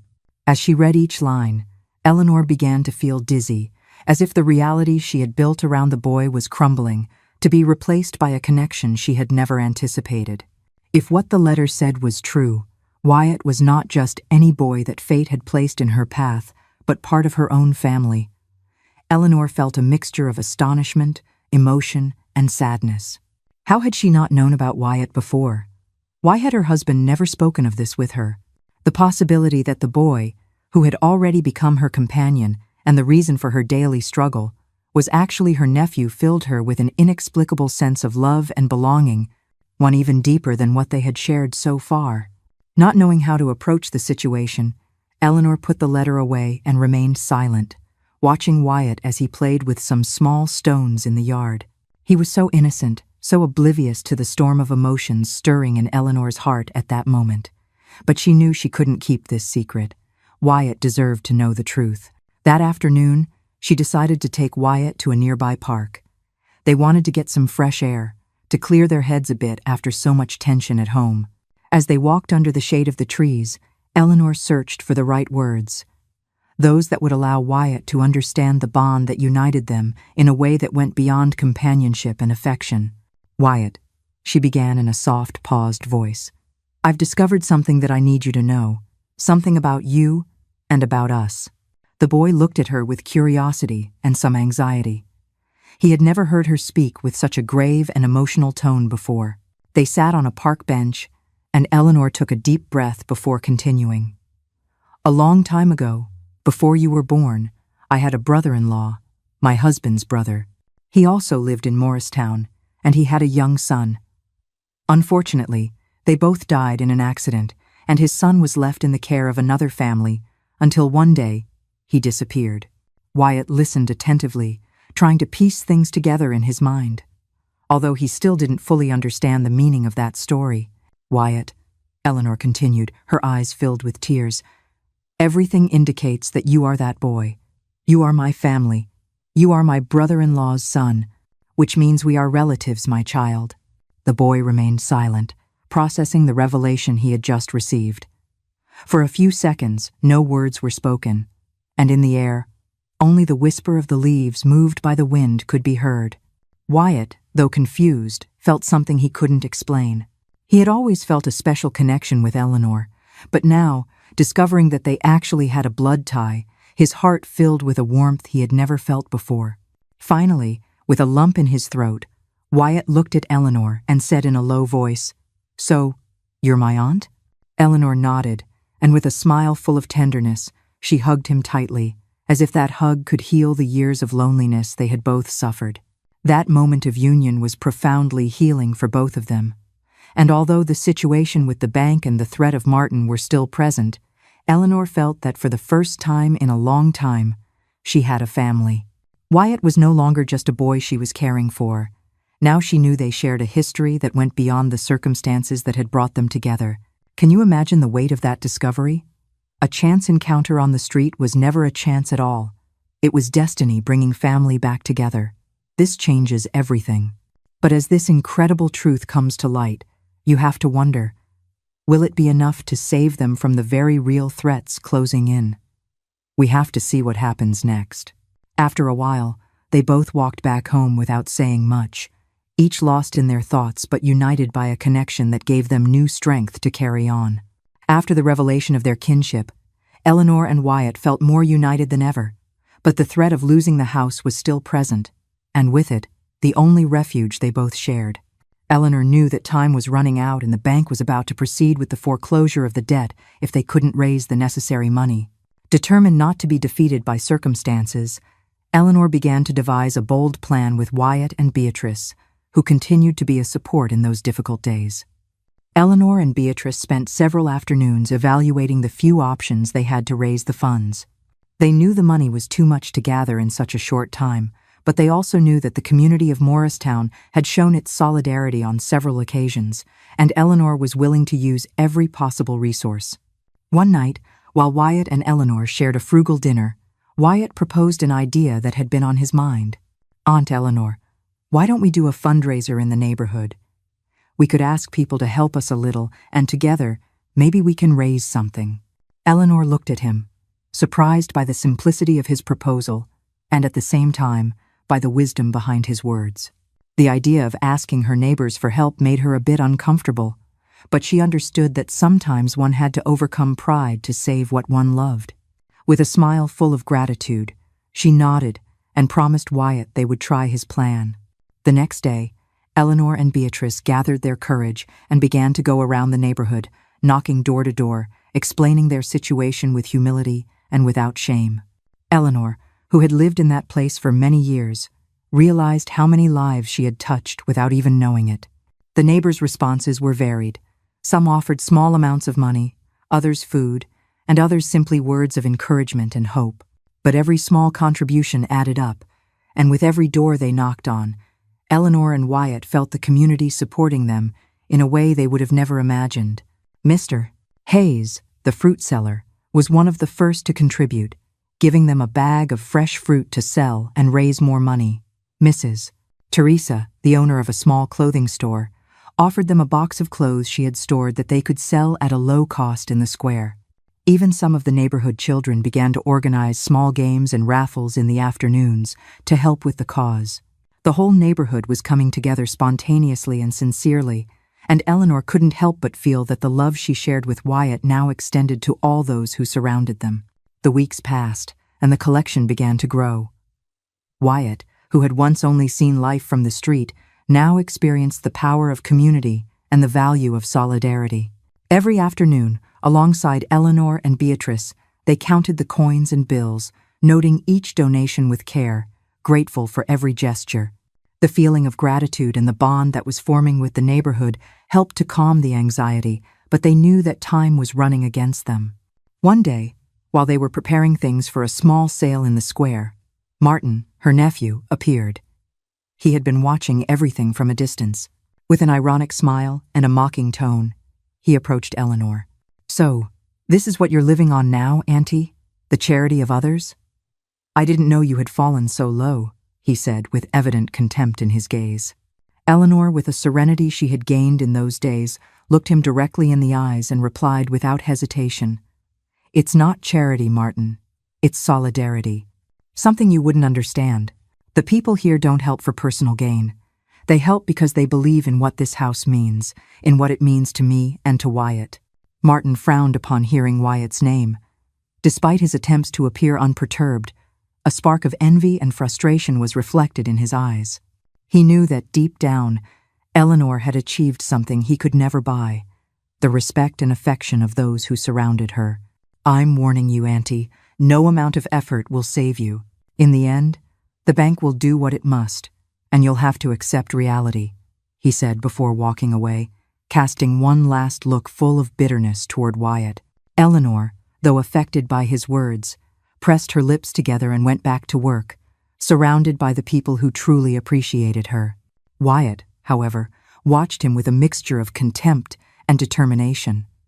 He knew that Martin couldn't understand what he and Eleanor had, nor the value of the fight they had undertaken. That night, after counting the money raised, Eleanor and Wyatt sat in the living room, surrounded by thank-you notes from neighbors and the small gifts they had been given to sell. Although they were still far from reaching the necessary amount, hope was still alive in their hearts. Eleanor looked at Wyatt with a smile, feeling that no matter how difficult the situation became, the strength of their love and the support of the community were the real treasure they had found. With the fundraising plan underway, Eleanor and Wyatt managed to collect a significant amount of money, thanks to the help of neighbors and the sale of small items. However, the amount was still far from covering the entire debt, and with each passing day, the bank seemed less willing to wait. The pressure was constant, and Eleanor felt the weight of the situation beginning to affect her physically. One afternoon, while counting the collected coins and bills, Eleanor felt a sharp pain in her chest and a strong weakness in her legs. Wyatt, who was nearby, immediately noticed that something was wrong. "Aunt Eleanor, are you okay?" he asked, alarmed, as he saw the old woman close her eyes with an expression of suffering. Eleanor tried to smile, but the pain was evident. "It's nothing, dear, just a little tired," she murmured, trying to downplay it. However, Wyatt was not convinced. He ran to get Beatrice, who lived a few houses down, and shortly after, they both returned quickly. Beatrice, seeing her friend in that state, took her hand firmly. "Eleanor, this isn't just fatigue. You need to rest and see a doctor. You can't go on like this," she said with concern. Eleanor, stubborn as always, tried to get up. "Beatrice, I don't have time to get sick now. If I don't raise the money, the bank will come for the house at any moment," she replied, her voice barely a whisper. But the expression of her friend and of Wyatt made her realize she couldn't ignore her health. The effort and stress were taking their toll, and if she continued like this, she wouldn't be able to keep fighting. Finally, after several minutes of insistence, Eleanor agreed to go to the doctor, where she was advised to rest and warned that stress was severely affecting her heart. The news left Wyatt worried and distressed. He felt that time was running out, and now, in addition to the debt, there was the fear of losing the only person who had become his true family. Eleanor, despite the recommendations, continued to push herself with the fundraiser, and her health weakened each day. Wyatt, desperate, began to look for other ways to help. He decided to talk to the closest neighbors, explaining Eleanor's health situation and how the bank's pressure was wearing her down physically and emotionally. The neighbors, moved by the boy's words, began to meet to devise a plan and raise the remaining money. Meanwhile, the bank rejected an initial proposal Eleanor had made to extend the payment deadline, which plunged her into deep despair. The feeling of helplessness increased, and the anguish in her heart grew every day. Wyatt watched as Eleanor fought to stay strong, but each rejection from the bank and each warning letter weakened her more. One night, while they both shared a silent dinner, Wyatt, with a broken voice, took her hand and said, "I can't lose you, Aunt Eleanor. You're all I have, all I want. I don't know what else to do, but I won't leave you alone." Eleanor felt her eyes fill with tears at the boy's words. Despite her own anguish, she forced a smile. "Don't worry, dear. We've come this far together, and I know that somehow we'll get through this." And oh, poor Wyatt, spurred on by her words, decided to take a desperate measure. He knew that conventional methods were not working and that time was running out. The next day, without saying anything to Eleanor, he went to the market with the purpose of raising money in any way he could. He offered to clean stores, sweep the streets, and even carry heavy boxes, all to gather a little more. The merchants, seeing his dedication and the story that drove him, began to give him small sums that the boy treasured with gratitude. Despite his efforts, the money was still not enough, and with each passing day, Eleanor's health worsened. News of her condition began to spread in the neighborhood, and more neighbors joined the cause, but Wyatt's fear of losing her grew. The situation was becoming unsustainable, and the boy, feeling cornered, began to consider alternatives that would have never crossed his mind before. In his desperation, Wyatt visited the neighborhood church one night and knelt in silence. He had never been a particularly religious child, but that night he had nothing left but his faith and a deep longing to protect Eleanor. He closed his eyes and, in a whisper, asked for help, not only to save the house but for Eleanor to regain her health. Returning home, Wyatt found Beatrice next to Eleanor, who was sleeping, tired and frail. Beatrice, upon seeing him, approached and hugged him, as if she understood the pain and desperation that consumed him. "We've done everything we can, Wyatt. Now we can only wait and trust that what we've sown in the community will bear fruit." Wyatt nodded in silence, but inside, the desire to protect Eleanor was so strong that he was willing to do anything to save her. The doctor's words resonated in Wyatt's mind like an echo he couldn't ignore. Eleanor's situation was critical, and he knew it. With each passing day, the house and the debt seemed less important compared to the health of the old woman he had come to consider his family. Still, the weight of both problems pushed him to act, to find a solution regardless of the risks or the sacrifice it entailed. One morning, before dawn, Wyatt decided to go out into the market streets. He knew that time was limited and that traditional alternatives would not be enough to raise the money Eleanor needed for both the debt and her medical care. He walked with determination, the cold of the early morning chilling him to the bone, but with the conviction that he had to do something out of the ordinary.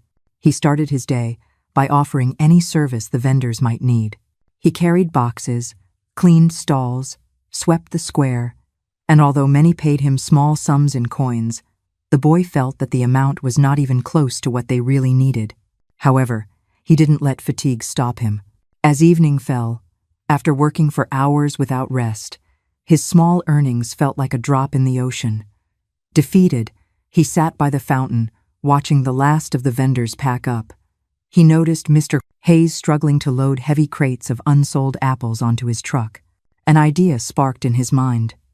"Mr. Hayes," Wyatt said, running over, "what do you do with the apples you can't sell?" The old vendor sighed, wiping sweat from his brow. "Usually, they just go to waste, son. A real shame. Could I try to sell them for you?" "For a small share?" Wyatt asked, his voice earnest. "I could go to the residential streets. Maybe people will buy them for cheap before they go bad." Mr. Hayes looked at the boy's determined face and saw a younger version of himself. He nodded slowly. "All right, kid, take this crate. Anything you make, we split it 50-50. Fair enough?"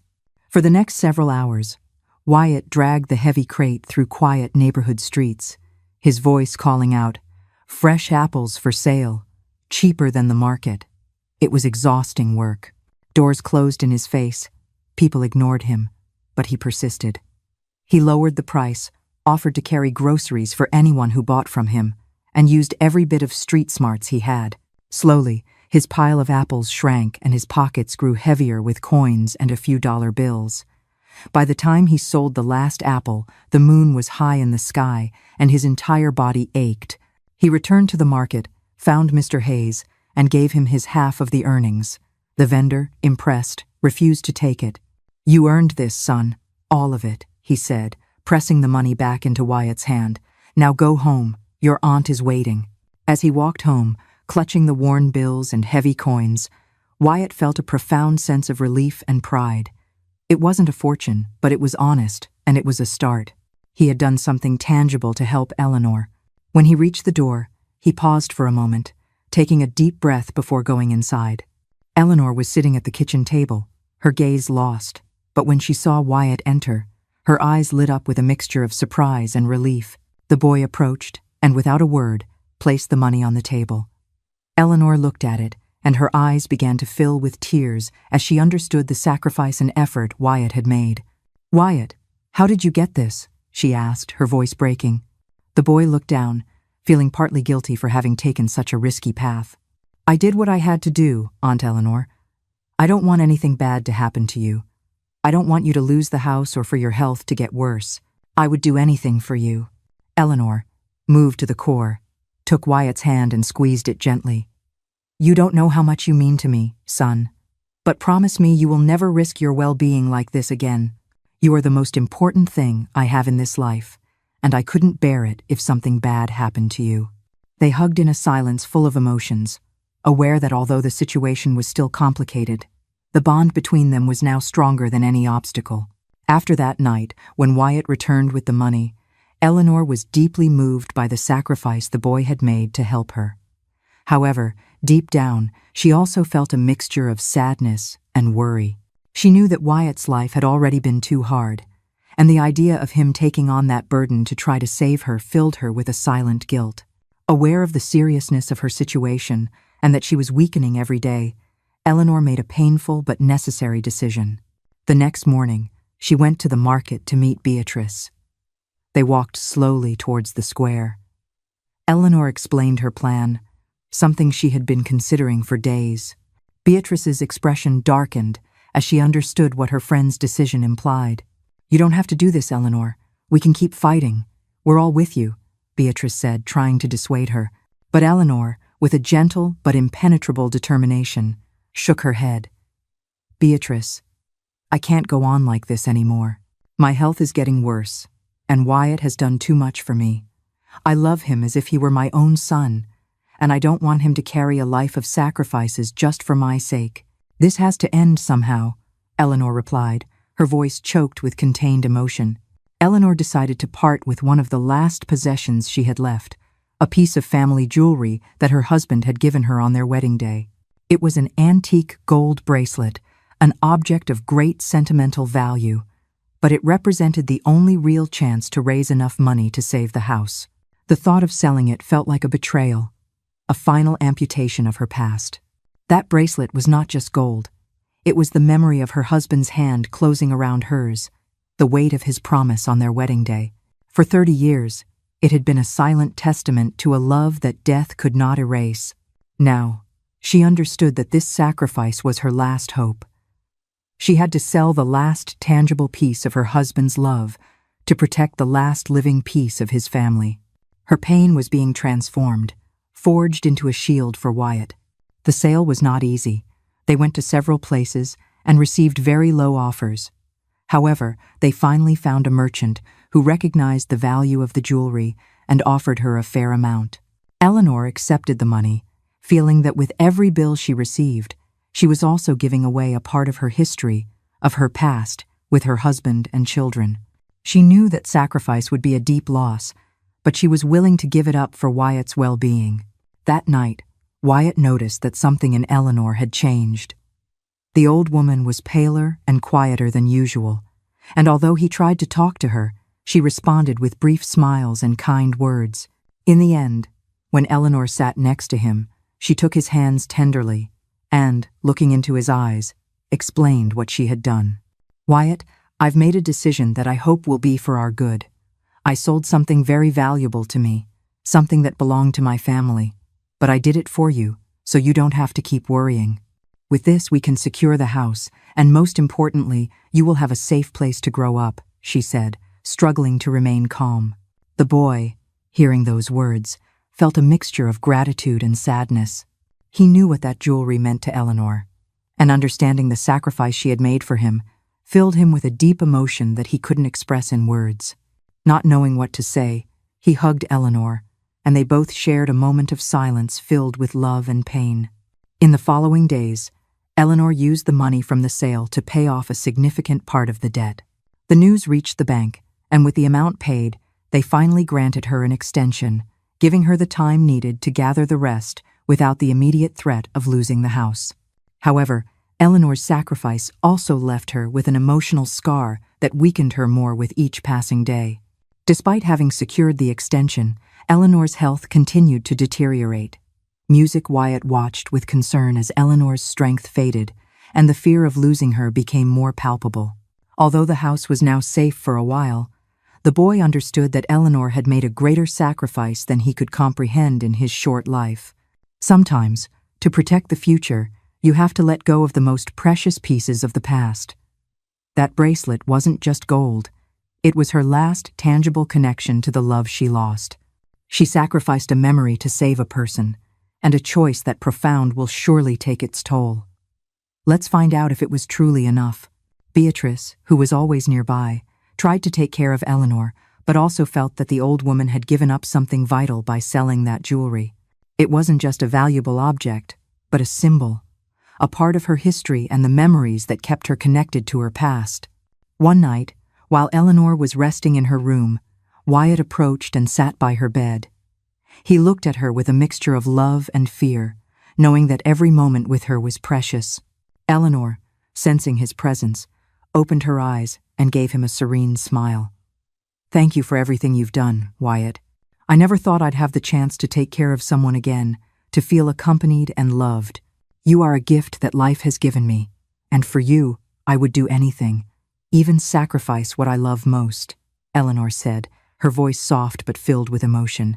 Wyatt, with his eyes full of tears, took Eleanor's hand and nodded in silence, promising to do everything in his power to protect her. After Eleanor's sacrifice and the apparent relief from the debt, Wyatt began to seek comfort and support from the neighbors, especially from Beatrice, who understood better than anyone the emotional burden he was carrying. As the days passed, the boy's worry grew, seeing how Eleanor became increasingly frail. There were moments when she tried to appear strong, giving him a serene smile, but Wyatt knew that the weight of illness and fatigue continued to take its toll. It was Beatrice who, noticing the boy's distress, decided to gather some neighbors so that, in unity, they could support both Wyatt and Eleanor. The community had witnessed the tireless struggle and the sacrifices she had made to protect Wyatt and her home. Moved, everyone agreed to offer their help as much as they could. One afternoon, as Wyatt was returning from the square, he found a group of neighbors gathered at his front door. Beatrice approached and explained the reason for their presence. "Son, we've all come because we want to help you take care of Eleanor. We know the situation is difficult, but you don't have to face it alone. We are here to support you in everything you need." Wyatt, who until that moment had tried to be strong and keep his emotions under control, felt a lump form in his throat. He looked at each of the familiar faces surrounding him, and for the first time in a long time, he felt he was not alone. The community that had helped raise funds now came together to give Wyatt something even more valuable: a sense of belonging, an emotional support that allowed him to breathe and feel relief. The neighbors began to organize themselves in shifts to accompany Eleanor, bring her hot food, and help with household chores. The neighborhood children, who saw a dear friend in him, often came by, bringing him small gifts, drawings, and sweets to cheer him up. The house, which had been a space full of tension and anguish, began to fill with a family warmth, with voices and laughter that brought hope. One afternoon when Beatrice was at the house, Wyatt, in a burst of sincerity, confessed his greatest fear. "Beatrice, I'm afraid of losing Eleanor. She is everything to me, and I feel that even if we manage to save the house, the illness will take her away. I don't want to be alone again." Beatrice looked at him tenderly and hugged him tightly. "My boy, I understand your pain. Eleanor is like a sister to me, and I know she has fought with all her heart to give you a home. But remember, life sometimes gives us difficult trials. You are not alone. She has given you a family, and now this community is also your family. You will always have someone by your side, no matter what happens. Wyatt, comforted by Beatrice's words, began to find an emotional refuge in the community. From that moment on, his visits to the neighbors became more frequent. He learned to lean on them, to trust and open his heart, something that was previously unthinkable for him. Every day, he found small gestures of affection that reminded him of the value of unity and the importance of having people who supported him. One night, when the neighborhood was calm and the sky was clear, Eleanor, Wyatt, and some neighbors gathered in the main square to enjoy a small serenade that the local youths had prepared. Eleanor, sitting on a bench next to Beatrice, listened to the melodies with a calm and peaceful expression. Wyatt approached and sat beside her, taking her hand tenderly. "Do you like the music, Aunt Eleanor?" the boy asked, trying to distract her from her thoughts. Eleanor nodded and gave him a smile. "Yes, Wyatt. It reminds me of happy times, days full of life and joy. Thanks to you and everyone here, those moments have returned."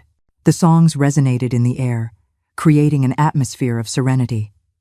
For Eleanor, that moment was a gift that life offered her, a silent and grateful farewell. Beside her, she felt that the love of Eleanor and the community gave her the strength to face any difficulty the future might hold. When the serenade ended, each neighbor said goodbye with words of affection and promises of support, reminding Wyatt that they would always be there for him. Eleanor, exhausted but happy, returned home accompanied by Wyatt and Beatrice. Upon entering, she felt that despite the sacrifices and losses, she had gained something invaluable: the unconditional love of Wyatt and the support of a community that had learned to love and respect her.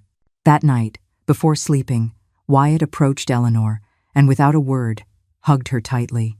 In that moment, they understood that although the difficulties were not over, they had found a deep peace that united them, and that no matter the outcome, they would always carry it in their hearts. In the following weeks, Eleanor and Wyatt's situation continued in a fragile calm, sustained by the love of the community and the dedication of the neighbors. However, Eleanor knew that the extension granted by the bank was only temporary. Time was running out, and she had to make a final decision regarding the house that for so long had been her refuge and her last tie to the past. One afternoon, as the sun began to set and the golden light tinted the walls of the living room, Eleanor gathered Wyatt and Beatrice. The atmosphere was charged with a mixture of nostalgia and resolution, and Eleanor's eyes reflected an unusual serenity, as if she had already reached a conclusion she needed to share. "Wyatt, Beatrice, I need you to listen to what I'm about to say," Eleanor began, her voice calm but firm. "I know we've all done our best to save this house, but after everything we've been through, I've come to understand that clinging to these walls won't bring us the peace we're looking for." Aversing, Wyatt looked at her with eyes full of surprise and confusion. For him, the house was the only place he had known as home, the only space where he had felt he truly belonged to a family. He couldn't understand why Eleanor was considering leaving it all behind. "What do you mean, Aunt Eleanor? We've done so much to save the house. We can't give up now," Wyatt replied, his voice breaking as he tried to process Eleanor's words. The old woman took his hands and gave him a tender smile, a smile that hid the pain of the decision she was about to communicate. "Son, I understand how you feel, but I've come to realize that a home isn't just walls or roofs. This place has been our refuge, yes, but you are my true home. What I've built with you, the life we've shared, is the only thing that really matters." Wyatt, feeling the intensity of her words, fell silent, trying to find meaning in the situation. Beatrice, who had witnessed the evolution of Eleanor and Wyatt, intervened gently. "Eleanor, what are you planning to do?" Eleanor sighed and closed her eyes for a moment, as if needing to gather strength before responding. "I've decided to sell the house. It's the only thing I can do to secure Wyatt's future and pay off the debts. With the money from the sale, we can start over somewhere else, a place where we don't have the constant pressure of bank letters or the threats of losing what little we have." The silence in the living room was profound, and Wyatt felt the weight of Eleanor's words fall upon him like an avalanche. The idea of leaving the house filled him with sadness, but at the same time, Eleanor's sacrifice showed him the deep love she had for him, a love that was willing to give up the last thing she possessed for his well-being. "I understand this is difficult for you, Wyatt," Eleanor continued, "but this sacrifice is necessary. Life has taught us both to adapt, to find strength in unexpected places. And I know that as long as we are together, we will have everything we need." Beatrice, moved by Eleanor's resolution, approached her and hugged her, aware of the pain it meant for her friend to say goodbye to her home. The community had fought alongside them, and every neighbor who had contributed felt a special connection to that house, but they also knew that life sometimes required letting go in order to move forward. In the days that followed, Eleanor began the process of selling. Each signed document represented a step towards liberation, but also a final farewell to the memories of her family. Wyatt, though full of sadness, accepted the decision with maturity. He understood that Eleanor was doing everything for him, to ensure a future where they wouldn't have to fight against the shadows of debt and illness. The news of the sale spread quickly through the neighborhood, and the neighbors, in a final gesture of solidarity, organized a small farewell party for Eleanor and Wyatt in the house's yard. Under the shade of a tree, they placed tables filled with food and decorated the space with flowers and photos of shared moments. Everyone wanted to show them that although they were leaving the physical place behind, the community would always be their home. That night, between laughter, memories, and tears, Eleanor said goodbye to every corner of the house. Wyatt accompanied her every step of the way, holding onto her hand, feeling that although everything was changing, the love they shared was stronger than any place or possession. When the time came to leave, Eleanor turned to the community, grateful for the support and friendship they had offered her. With a choked voice, she told them, "This house has been our refuge, but you have taught us that a true home is in the love and support we give each other.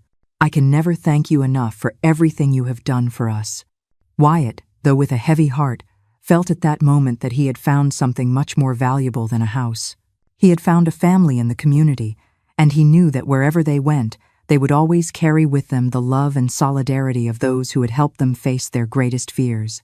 And here is the heart of it all. The fight was never truly about the bricks and mortar. It was about finding a place to belong. Eleanor lost her house, but in doing so, she gave Wyatt a home, not a building, but a future. This is the end of one chapter, but a powerful new beginning is just around the corner. Let's follow them into this next stage of their life together. After leaving the house and closing that chapter full of memories and sacrifices, Eleanor and Wyatt began a new stage in their lives. With the money from the sale, they were able to rent a small dwelling on the edge of the neighborhood, a simple but sufficient home to start anew. The transition was difficult for both, especially for Eleanor, who felt that every corner of the old house had held the echoes of her past life. However, in that small home, they found a respite, a space where they could begin to heal. The community, true to its promise, continued to be a pillar of support for them. Neighbors visited them regularly, bringing simple gifts, homemade food, fresh flowers from the market, and messages full of encouragement and affection. They knew that Eleanor and Wyatt had lost a lot, but they also understood that the love of all of them offered something invaluable: the opportunity to rebuild without the weight of debt and the constant worry of losing everything. For Wyatt, the new house was the place where he began to assimilate all the lessons Eleanor had taught him. He had been a street kid, used to fighting alone, to surviving in silence, but now he felt he had a life worth fighting for. His days in the new home were filled with small tasks that he performed with dedication. He tidied the house, swept the yard, helped Eleanor with everything she needed. Although the changes had been hard, a renewed hope and an unwavering commitment to care for the woman who had given him everything grew in his heart. Despite her efforts to adapt, Eleanor sometimes felt nostalgia gripping her chest, especially at night when silence filled the new home. Every object, every corner, reminded her of what she had left behind. However, she didn't let that melancholy show to Wyatt, who watched her with love and admiration. By his side, Eleanor felt that her sacrifice had been worth it, that the true home they had built together with affection and understanding. One afternoon, while strolling through the neighborhood, The greetings and smiles of the neighbors reminded them how much they had gained in the past months. Eleanor understood that although she had left her house behind, she had gained a family in that community, a network of people who loved them and were willing to support them. That realization filled her with a deep and silent gratitude. Beatrice, always close, became a frequent visitor to their new home. Every time she came, she brought a bit of joy and news from the neighborhood. One afternoon, while Eleanor and Wyatt were sharing coffee with her on the patio, Beatrice smiled and looked at Eleanor with tenderness. "I never imagined, Eleanor, that at this age we would find a family in the midst of so much adversity. Life always surprises us, and I think this is just the beginning for you too." Eleanor nodded, feeling a deep comfort in her words.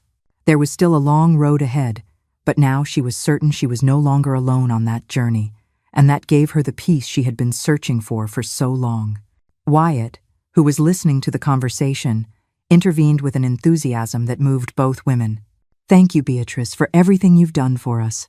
I never thought I'd have so many people close to me who cared about me and Aunt Eleanor. I don't know how to thank you, but I promise that one day I will repay everything you've given us." Beatrice smiled at him and caressed his face tenderly. "My boy, you have already done more than you can imagine. Your love and your courage have inspired us all. The important thing is that you always remember that you have a home here and that you can always count on us." That night, after saying goodbye to Beatrice, Eleanor and Wyatt had dinner in silence, each immersed in their thoughts. For Eleanor, that dinner was a reminder of the peace she had longed for, a peace she had managed to build with effort and sacrifice.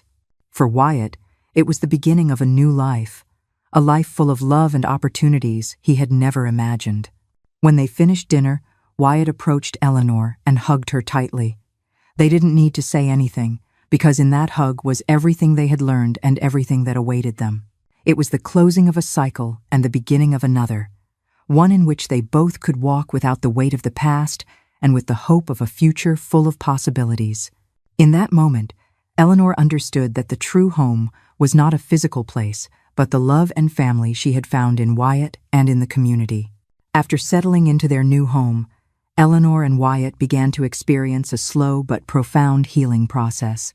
As the days passed, they both began to leave behind the wounds and worries that had marked their lives in the previous house. The pressure of the debt, the fear of losing everything, and the constant threat of Martin seemed to fade away little by little, leaving them in a state of peace they hadn't felt in a long time. Eleanor, though no longer having the same vitality as before, found in her new life a serenity that allowed her to reflect on the past years, on her losses, and on the new bonds she had built. Despite the accumulated fatigue and sacrifices, she felt she had found something invaluable, the opportunity to provide a home for Wyatt, to give that boy a different life from the one he had known on the streets. That realization gave her a quiet peace and a renewed sense of purpose. The mornings in the new home had become moments of shared calm. Eleanor and Wyatt would wake up early, prepare breakfast together, and then Wyatt would go out to do small chores in the neighborhood, earning the respect and admiration of the neighbors.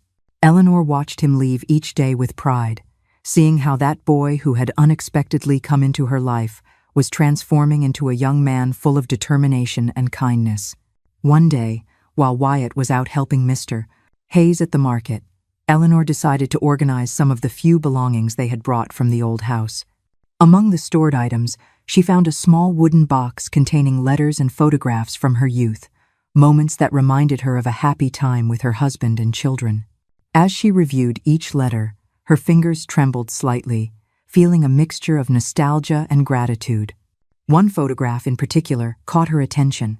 It was a worn black and white image where she and her husband appeared on a picnic. Holding it, a single tear ran down her cheek, and Eleanor closed her eyes, allowing herself a moment of remembrance and connection with the past. However, far from sinking into sadness, she felt that those memories strengthened her, that they gave her a reason to keep going. She knew she had done everything possible to honor their memory, and that now her mission was to continue caring for Wyatt. Later, when Wyatt returned home, he found Eleanor sitting next to the box of memories. He approached, and without asking, sat beside her, curious about the photographs she held in her hands. "Who are they, Aunt Eleanor?" he asked gently, aware that those memories could be sensitive. Eleanor smiled at him and showed him the photograph. "This is my family, Wyatt. My husband, your cousins, everyone who was part of my life before you came along. Each of them taught me something, and although they are no longer here, they live on in my memories. Now, you are my family, and you have given me the strength to go on." Wyatt listened attentively, feeling the weight of those words. For him, Eleanor represented not only a grandmother figure but a bond that connected him to a life he had never imagined having. Every time she shared a piece of her story, Wyatt felt that his own past and identity acquired a new meaning. In silence, he took Eleanor's hand and squeezed it as a gesture of mutual support. The days continued in a quiet rhythm, and in that peaceful atmosphere, Eleanor and Wyatt began to build new routines and small rituals that gave them stability. Sundays, for example, became the day they went to the town square together, where they met with neighbors and enjoyed the fairs and performances by local musicians. Those moments filled Eleanor's heart, and although her strength was no longer the same, she felt happy to be able to share those experiences with Wyatt. On one of those Sundays, while enjoying a performance by a local jazz trio, Mr. Hayes approached them and handed them a bag of fresh fruit. "For you, as a symbol of everything you've given us," he said with a kind smile. Wyatt, always grateful, accepted the bag and bowed to hug the man who had helped him so much. That gesture, though simple, represented for Eleanor the reward for the sacrifices she had made. She had found a home in the community, and it, in turn, had given Wyatt a life surrounded by love and solidarity. That night, upon returning home, Eleanor and Wyatt sat together in the small yard. The silence of the night, interrupted only by the whisper of the wind and the distant sound of the church bells, offered them an indescribable peace. Wyatt, looking at the stars, thought about how his life had changed since he met Eleanor. He was no longer the boy who wandered the streets alone. Now he had a family, a purpose, and hope for the future. "Aunt Eleanor, thank you for everything you've done for me. I promise that one day I will take care of you as you have taken care of me," Wyatt said, breaking the silence. Eleanor smiled at him, moved, and replied with tenderness, "Wyatt, you already are. You have given me more than you can imagine. You are my reason for living, my family, and the greatest gift life could have given me." They both remained in silence, sharing that starry night and the silent promise to continue forward together. The life of Eleanor and Wyatt in their new home continued its course, marked by a simple but meaningful routine. Despite the scars that time and difficulties had left on both of them, day by day, they found reasons to smile and to continue building together. The house was small, humble, but in every corner, one could feel the warmth of their bond and the peace of knowing they were finally in a safe place. Wyatt, who had grown up quickly under the weight of the challenges they faced together, was now a responsible and determined young man. He had learned to care for Eleanor with a deep love, attentive to every detail of her well-being, knowing that she had sacrificed everything for him. Every morning, he would wake up before dawn to help at the market with Mr. Hayes and other merchants, earning the appreciation and admiration of all those who saw in him a reflection of Eleanor's effort and kindness. Eleanor, although with delicate health, found in Wyatt a constant source of strength and joy. The years had left their mark on her body, and the ailments of the past made her more fragile each day. But the love and gratitude she felt for Wyatt filled her days with a renewed purpose. In every moment they shared, Eleanor could see in him a reflection of everything they had built together, a shared life marked by struggle, but also by kindness and resilience. One afternoon, Eleanor and Wyatt sat in the yard of the house, enjoying the fresh air as the sun set, painting the sky with orange and violet hues. Eleanor looked at the horizon with a calm smile, and Wyatt, noticing her gaze, asked gently, "What are you thinking about, Aunt Eleanor?" Eleanor looked at him and smiled tenderly. "I'm thinking about everything we've lived through, Wyatt. The difficult times, the goodbyes, and the sacrifices we've made. And above all, how grateful I am to have you by my side. It doesn't matter how much longer I have, because I know I've left a part of myself with you, something you can never lose." Wyatt, touched by her words, took her hand and nodded in silence. He knew that Eleanor's words came from the depths of her being, and although the fear of losing her was still present in his heart, he felt that somehow she would always be by his side, even when she was no longer there. That night, Wyatt took out an old wooden box that he had kept in his room. Inside was a carefully folded paper, a letter he had written in a moment of desperation during those days when the pressure of the debt and Eleanor's illness seemed to crush them. Without a word, he handed it to Eleanor, who, surprised, looked at it with curiosity before opening it. Wyatt's handwriting was clumsy and rushed, but every word was imbued with sincerity and affection. In the letter, the boy from back then had expressed his fears, his unconditional love for Eleanor, and his desire to protect her at all costs. He wrote of his gratitude for having found a home in her, of his hope that one day he could repay everything she had given him, and of his promise to always care for her as she had cared for him. As Eleanor read Wyatt's words, she felt a mixture of emotions flood her heart. Her vision blurred with tears, and an indescribable peace enveloped her. She looked at Wyatt with an expression of love and pride, and with a trembling voice, she said, "You are the best gift life could have given me. Thank you, Wyatt, for being my family, for giving me reasons to go on. You have made me happier than you could ever imagine." They hugged in silence, feeling in that gesture the promise of a love and loyalty that transcended words and years. It was a moment of complete connection, a recognition of everything they had shared and what they still had ahead, knowing that the imprints of their story were engraved not only on paper but in their hearts. From that night on, Eleanor and Wyatt continued to live with the serenity that comes from the certainty of having found a shared purpose. Although the future was uncertain, life had taught them to face each day with courage and to value the love that united them, a love that had been born from adversity but had become an unbreakable strength. One afternoon, while Eleanor was resting in the small armchair in her house, Wyatt approached with an old box he had found in a corner of the closet. The box was covered in dust, and the boy, intrigued, had cleaned it carefully, discovering it was an object that Eleanor guarded with special care. Upon seeing it, Eleanor gave a faint smile, remembering that she had forgotten the existence of that old chest that contained memories and objects from times past. "Can I open it?" Wyatt asked, looking at her with curiosity and respect, understanding that the box might contain things very important to Eleanor. She nodded tenderly, watching as Wyatt carefully lifted the wooden lid. Inside were several letters, some photographs, and a small folded note that Eleanor didn't remember saving. She took it in her hands, recognizing Wyatt's childish handwriting, and her eyes lit up with surprise. It seemed the boy had hidden that note without Eleanor knowing, at some point in the years they had spent together.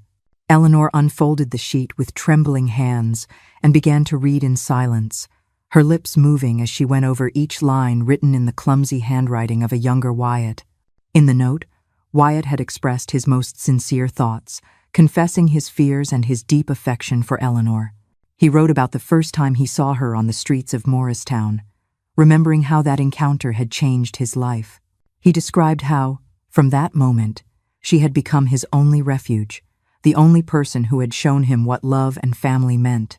Wyatt, sitting beside her, watched as Eleanor read with tear-filled eyes, and the understanding and affection they both shared were reflected in the atmosphere of the small living room. That simple but heartfelt note encapsulated years of experiences and emotions, of difficult moments and others full of happiness. "You know, Wyatt," Eleanor said, her voice barely a whisper, moved by the boy's words, "sometimes I feel like our story began that day in the square, as if fate had decided that our lives would unite at that moment. And every day, despite everything we've been through, I feel grateful to have found you." Wyatt looked at her in silence, not quite sure what to reply. For him, Eleanor had been much more than a mother figure or a grandmother. She had been a savior, a guide, and the person who had given him everything without expecting anything in return. He understood that without her, his life would have been very different, and the gratitude he felt was something he couldn't express in words. "Aunt Eleanor," he finally said, his voice choked, "you have been everything to me. No matter what happens or where we are, I will always carry you in my heart. You taught me to be strong, to fight, and to believe in the goodness of people. I couldn't ask for anything more in life." They hugged in silence, sharing a moment that, in its simplicity, reflected the deep bond that united them. The note had uncovered memories, fears, and hopes. And in the midst of those feelings, they understood that there was no need for words because the love they shared spoke for itself. From that day on, the relationship between Eleanor and Wyatt grew even stronger. Every small gesture, every look, and every conversation became a reminder of everything they had built together. The community, which had always been a witness to their story, saw in them an example of struggle and unconditional love. And although Eleanor didn't say it out loud, she felt a deep peace knowing that Wyatt would always have everyone's support, even when she was no longer there. Life in the new home continued with its quiet rhythm, and in every corner of the house, the spirit of Eleanor and Wyatt remained alive. Time continued its course in the lives of Eleanor and Wyatt, and with each passing day, both felt that their story had reached a fullness that few ever experience. Their bond, forged in the darkest moments and strengthened by love and adversity, was now a shared truth that resonated in every small gesture and every look. One particularly cool dawn, filled with a soft light, Eleanor woke up feeling a deep peace. She knew her health was weakened and that her body, after so many years of struggle and sacrifice, was beginning to ask for rest.